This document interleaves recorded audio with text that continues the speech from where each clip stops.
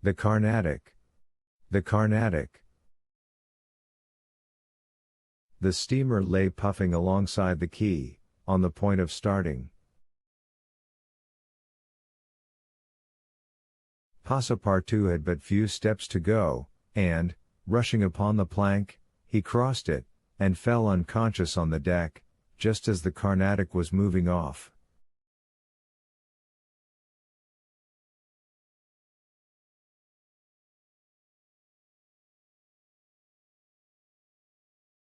Several sailors, who were evidently accustomed to this sort of scene, carried the poor Frenchman down into the second cabin, and Passepartout did not wake until they were 150 miles away from China.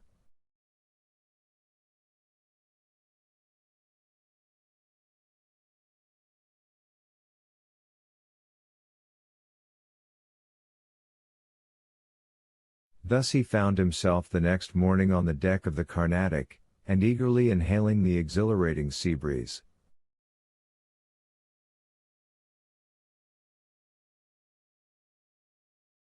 The pure air sobered him.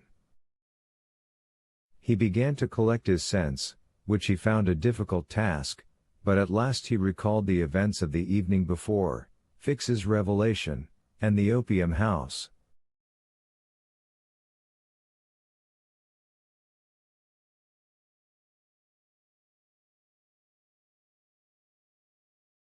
It is evident, said he to himself, that I have been abominably drunk.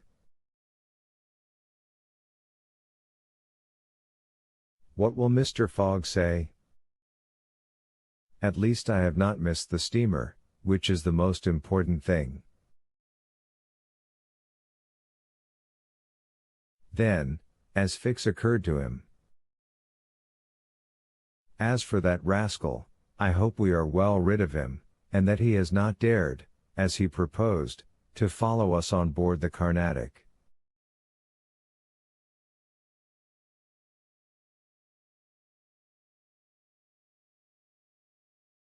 A detective on the track of Mr. Fogg, accused of robbing the Bank of England.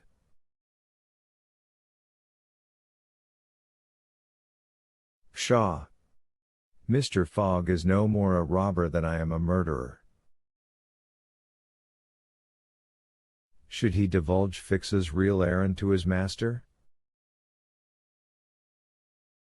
Would it do to tell the part the detective was playing? Would it not be better to wait until Mr. Fogg reached London again, and then impart to him that an agent of the Metropolitan Police had been following him round the world, and have a good laugh over it?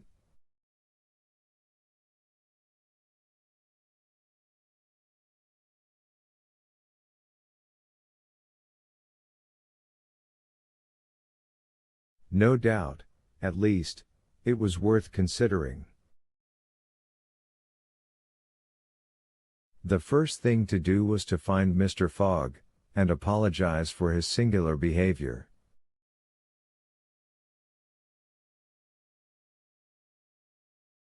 Passepartout got up and proceeded, as well as he could with the rolling of the steamer, to the after deck.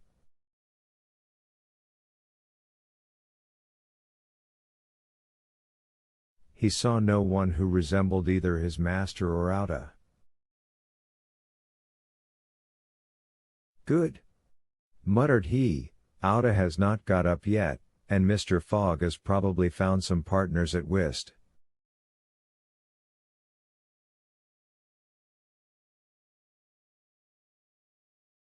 He descended to the saloon. Mr. Fogg was not there. Passepartout had only, however, to ask the purser the number of his master's stateroom.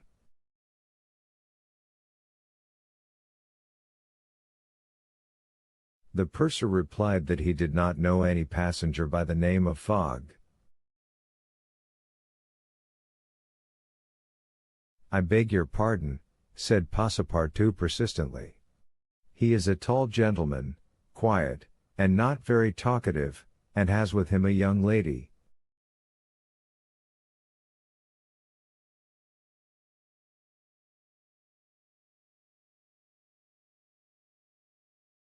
"There is no young lady on board," interrupted the purser. "Here is a list of the passengers, you may see for yourself." Passepartout scanned the list, but his master's name was not upon it. All at once an idea struck him. "Ah! Am I on the Carnatic?" "Yes." "On the way to Yokohama?" "Certainly." Passepartout had for an instant feared that he was on the wrong boat, but, though he was really on the Carnatic, his master was not there.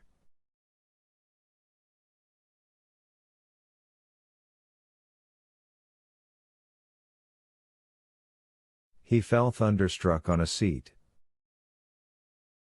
He saw it all now.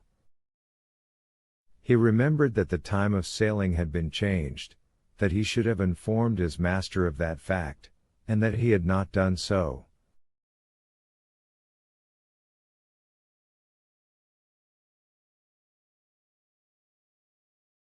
It was his fault, then, that Mr. Fogg and Outa had missed the steamer.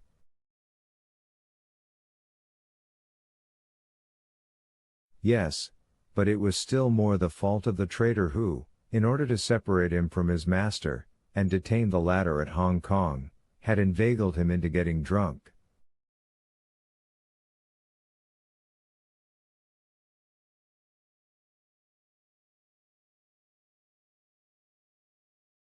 He now saw the detective's trick, and at this moment Mr. Fogg was certainly ruined, his bet was lost, and he himself perhaps arrested and imprisoned. At this thought Passepartout tore his hair.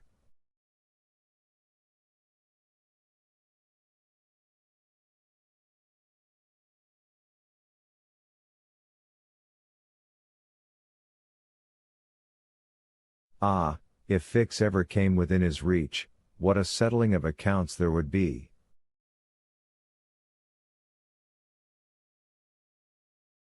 After his first depression, Passepartout became calmer, and began to study his situation.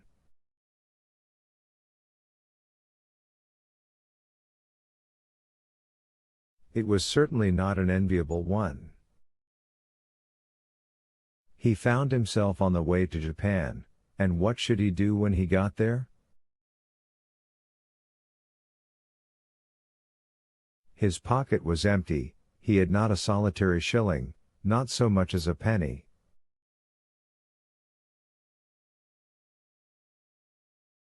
His passage had fortunately been paid for in advance, and he had 5 or 6 days in which to decide upon his future course.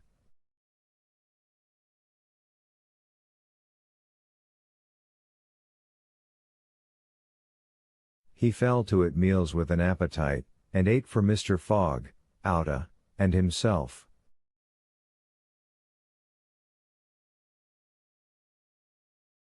He helped himself as generously as if Japan were a desert, where nothing to eat was to be looked for.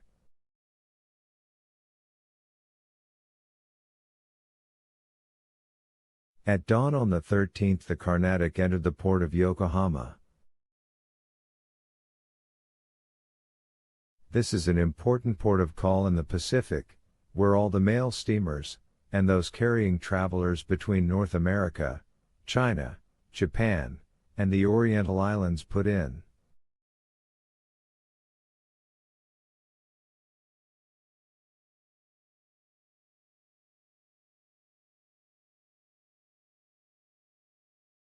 It is situated in the Bay of Yedo, and at but a short distance from that second capital of the Japanese Empire, and the residence of the Tycoon, the civil emperor, before the Mikado, the spiritual emperor, absorbed his office in his own.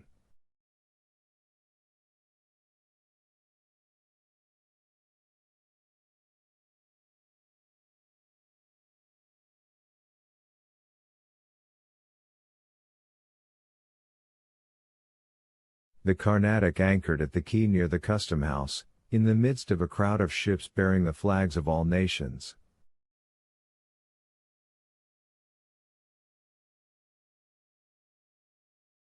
Passepartout went timidly ashore on this so curious territory of the sons of the sun.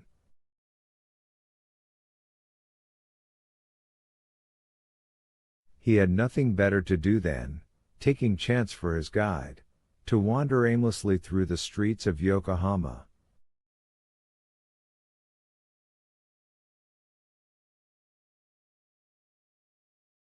He found himself at first in a thoroughly European quarter, the houses having low fronts, and being adorned with verandas, beneath which he caught glimpses of neat peristyles.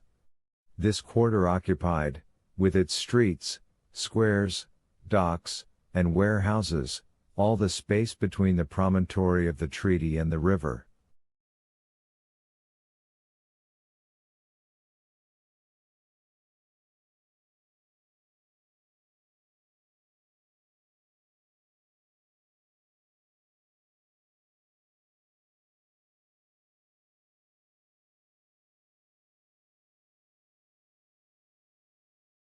Here, as at Hong Kong and Calcutta, were mixed crowds of all races, Americans and English, Chinamen and Dutchmen, mostly merchants ready to buy or sell anything.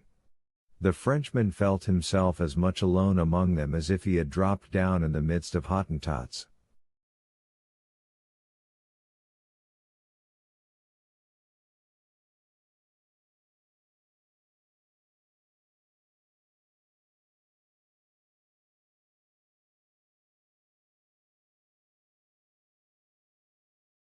He had, at least, one resource to call on the French and English consuls at Yokohama for assistance. But he shrank from telling the story of his adventures, intimately connected as it was with that of his master, and, before doing so, he determined to exhaust all other means of aid.